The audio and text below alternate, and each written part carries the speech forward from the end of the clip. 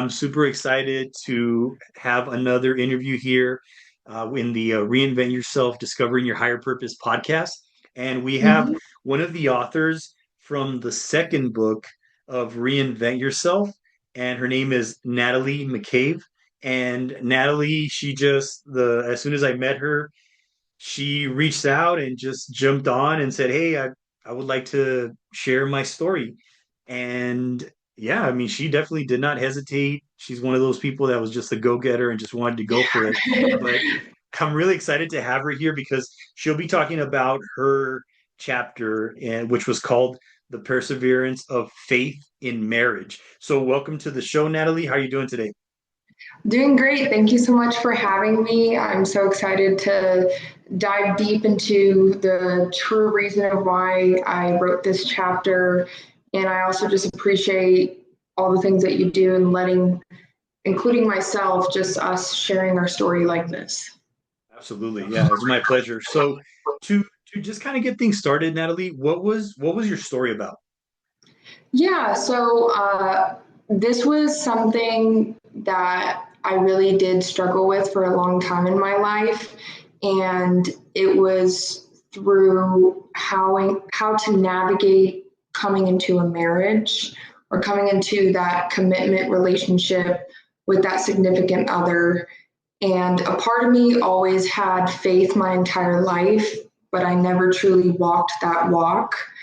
And I had this wonderful revelation just from like through prayer, through talking with other people, and truly realizing how much marriage was given to us as a gift.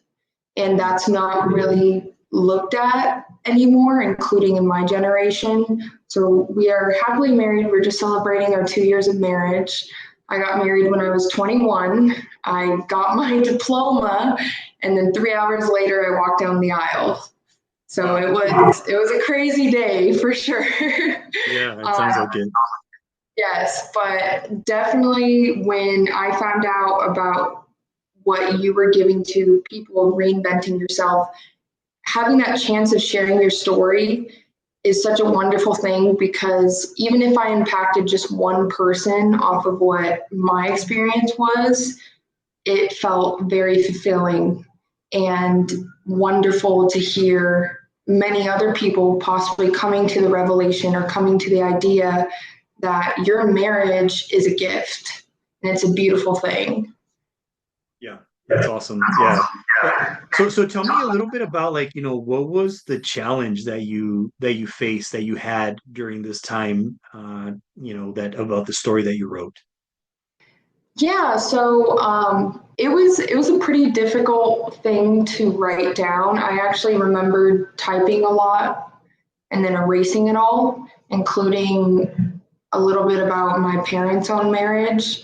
And it was a hard thing just to kind of put on paper, but it wasn't even just about my parents' marriage either. It was all of the marriages that I've seen in my family coming from all broken homes, both on the right side and the left, coming from affairs, coming from two people resenting each other yet living with each other anyways. And I really did not know how to set an example, have that example in my life and set it in my current marriage. So I was frightened. And even though I was in love, love isn't just everything. And I do realize that there is that true sense of denying yourself and denying like your own personal pride and being like, I'm going to put this person's needs in front of myself. And also the aspect of forgiveness as well. And Mm. knowing that this person is not perfect, same as that I'm not perfect. And the main person of all that came to this clarification was Jesus in my life. And I Mhm. know that's kind of a hard topic sometimes to always talk about, but it's something after truly going through these trials, through these tribulations, putting this down on paper, erasing the chapters and rewriting it during this hard motions, I was very nervous to even talk about God. I was very nervous to even talk about that feeling because I didn't want to feel almost like a Jesus freak or be set in society or something like that. But in reality, I was like, this is the main reason why I had this wonderful motion, why I am happy, why I've found fulfillment through writing this chapter. And it was because of my faith and how our faith is strengthened in that marriage to keep it a solid foundation. Yeah, that's awesome. Thank Yeah, and I you. mean, just like this stuff about, what you're sharing are just some key insights for us to live a happier life. And one of them that really stood out for me was the forgiveness piece, and knowing Mm-hmm. that they're not perfect, you're not perfect, nobody's perfect, but we Mm-hmm. must forgive because forgiveness will definitely heal. So I think that it can heal many people, and especially in marriages or just people that have gotten divorced or whatever has happened. It sounds like Yes. forgiveness has been something that has been very helpful for you in your life. Yes, it really honestly has. And another big thing was coming into just understanding the true meaning of what love is. And love keeps no record of wrongdoings. Love is compassion, love is kindness. And just embodying that into that marriage, that partnership, it's taught me how to be a better friend. It's taught me how to be a better daughter, a better sister, and overall just a better person. And I think when you have that small sense of humility of like, okay, I could be a better person than this. Mhm. Because even with Logan, and I wrote this down in the chapter, when he proposed, I did not want to get married. I was too scared. I was telling myself, I'm 21, I'm still in college. This is what if I want to date? What if I want to do these things? What if I want to still party and be a part of the world? And it was all nonsense. It was all, there's no fulfillment, there's no joy in that. And after coming down with prayer and being like, I love this guy. I absolutely love him. We are perfect. He's my best friend. And it was like a flip of a switch where we were like, why don't we just get married? His family was coming down, my family was coming down for my graduation, and we were like, why don't we just do it the same day? And here we are. We're celebrating 6 years of dating in September, and then about 2.5 years of marriage. So it's been a wonderful journey for sure.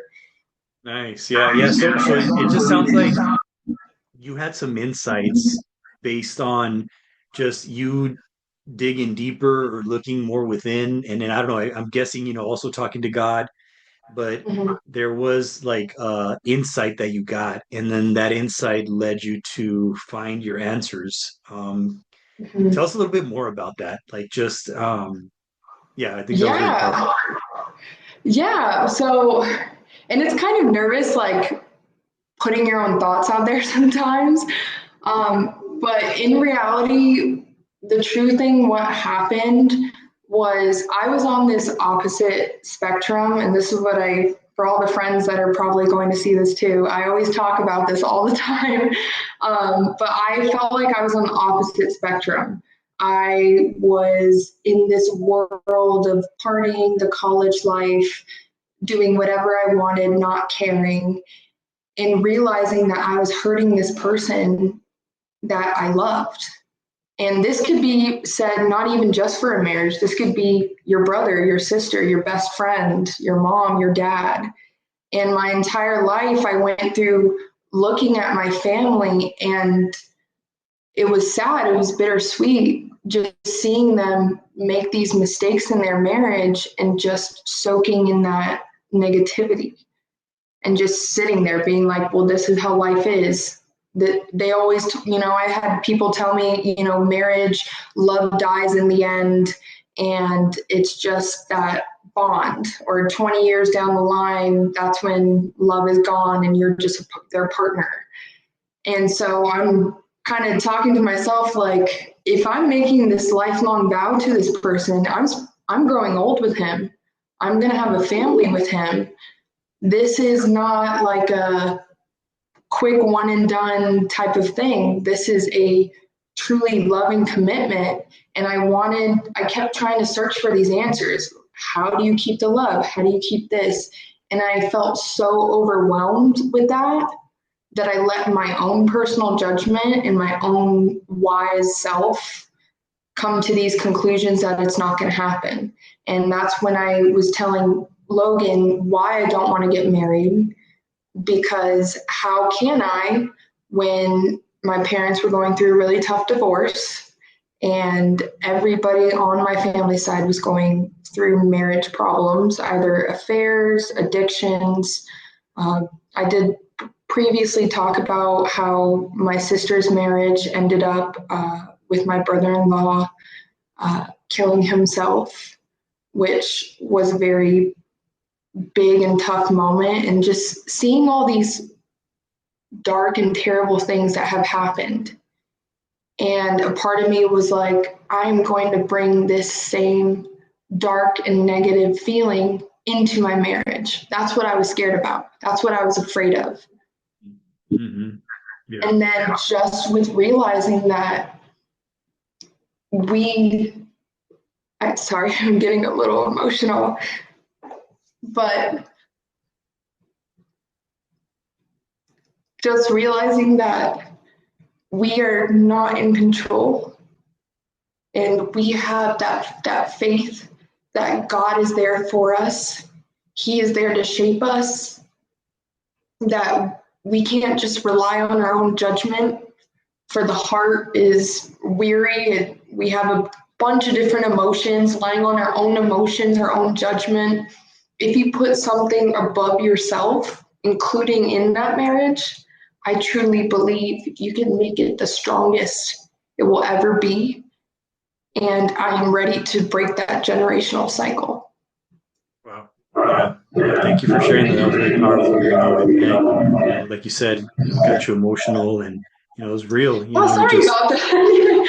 Yeah, it's just when you get me going, and then the yeah, emotions yeah, start.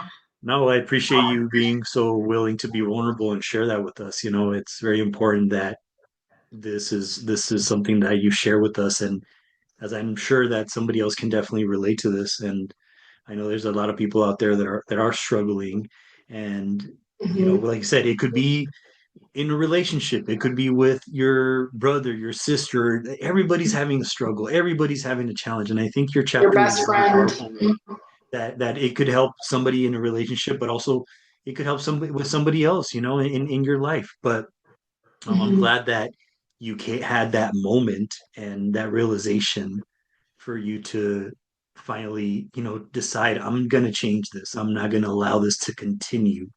But Mhm. for the people that are listening, what piece of advice would you like to share with them? Whether it's like, two, three tips that you can share with them that might be having the same struggle that you went through. Well, what advice Mhm. would you like to give them? I truly believe that everything that we have been given in life is a gift.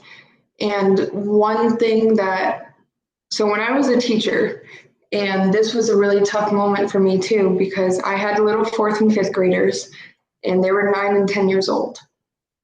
And I remember one of them came up to me and they told me that they were sad, they were depressed because like mommy and daddy were fighting at home, things like that. And of course, I'm sitting here giving a sense of I understand, but also seeing that it's just a child. And the one thing that I told him was any moment that you are sad, that you're unhappy, just name 3 things that you are thankful for. 3 things that are truly a blessing in your life. And I think once we switch that negative perspective into that positive, it's like, hey, I have a roof over my head, I have food in my belly, I have a warm bed that I get to lay in, anything. That's when you have this shift is like, why am I wailing in this negative feeling all the time? Yes, it's tough. Don't get me wrong, you can't just turn the emotions off. I wish I could stop crying all the time. But when you truly switch that and just realize how beautiful life is in this life that we're given, it beats that depression, it beats that love, it takes it away. And I do believe the devil works in the family and just trying to tear apart those relationships. And so when we get, that's definitely the piece of advice is anytime you're just in a dark space that you've hit rock bottom Mm. or you're not there yet, but you feel yourself going there. I just want you to name three things that you're grateful for, and that will flip your perspective a lot. Mm. Nice. Awesome. Yeah. No, yeah, definitely gratitude has changed my life and I can definitely relate to that and I definitely Mhm. approve of that for sure. But yeah, Natalie, I mean, thank you so much for just sharing all, your wisdom with us and being Thank willing to you. be part of this book. It was very inspirational and yeah, I'm really excited just what to see what's to come for you. I mean, you definitely have some great stuff happening right now and I'm really Mhm. excited for you in your future. But again, yeah, thank you for being on. I appreciate it. And then also, anything else that you want to just share before we get going? Yeah, I also wanted to say, for anybody who's thinking about writing a chapter book, I highly recommend doing this. Uh, I believe it was a wonderful chance for me to be able to put my story out there. And all of the other stories that I read in this book were absolutely amazing. I know Martha Guerra. She was the other woman that came after me when we were in the live call last time. And just hearing her story as well was beautiful. And I think just having this moment where you realize that all the people you pass by every day, how intertwined little things are, how you could relate to, how you could connect on, it's beautiful. And I know that this is giving that chance to other people. So I also thank you for that as well. It was a wonderful experience. Thank you so much for your kind words. I appreciate it. I'm glad you enjoyed it as much as I enjoyed you being a part of it because you were definitely a superstar when it came to getting stuff done. So I appreciate Yeah, it. I read it real quick. Yeah, that Thank you was so great. much. Yeah, well, thank you so much again, Natalie, for being on the show. And thank you, the audience, for tuning in to Reinvent Yourself, Discovering Your Higher Purpose podcast. We will see you on the next episode. Peace. Bye.